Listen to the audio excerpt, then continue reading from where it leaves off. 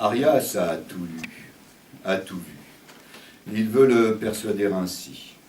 C'est un homme universel et il se donne pour tel. Il aime mieux mentir que de se taire, ou de paraître ignorer quelque chose.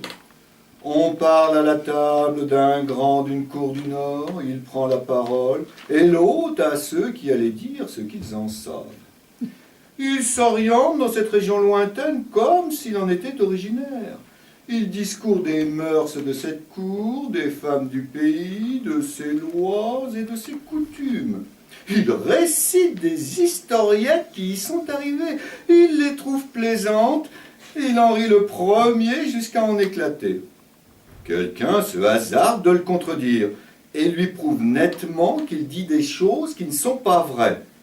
Arias ne se trouble point, prend feu au contraire contre l'interrupteur. « Je n'avance, lui dit-il, je ne raconte rien que je ne sache d'original.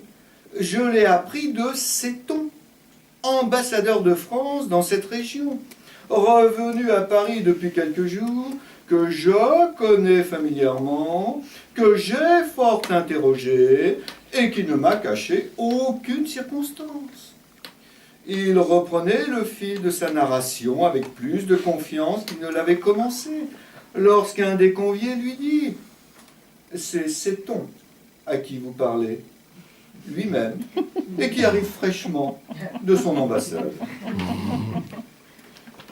Irène se transporte à grands frais en Épidore, voit Esculape dans son temple et le consulte sur tous ses maux.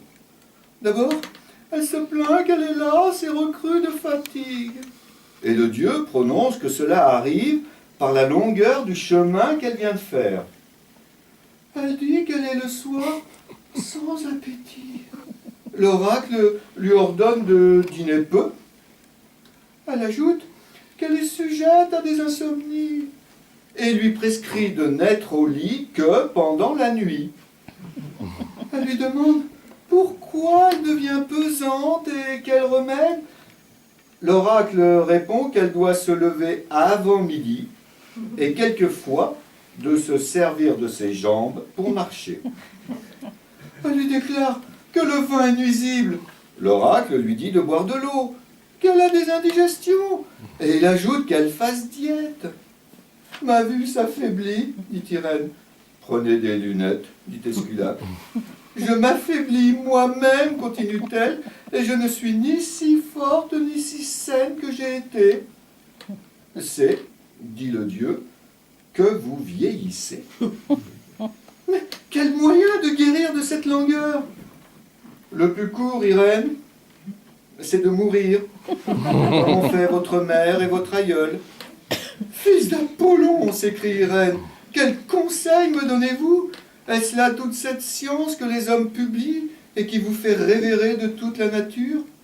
Que m'apprenez-vous de rare et de mystérieux? Et ne savais-je pas tous ces remèdes que vous m'enseignez? »« Que n'en usiez-vous donc, répond le dieu, sans venir me chercher de si loin et abréger vos jours par un long voyage? »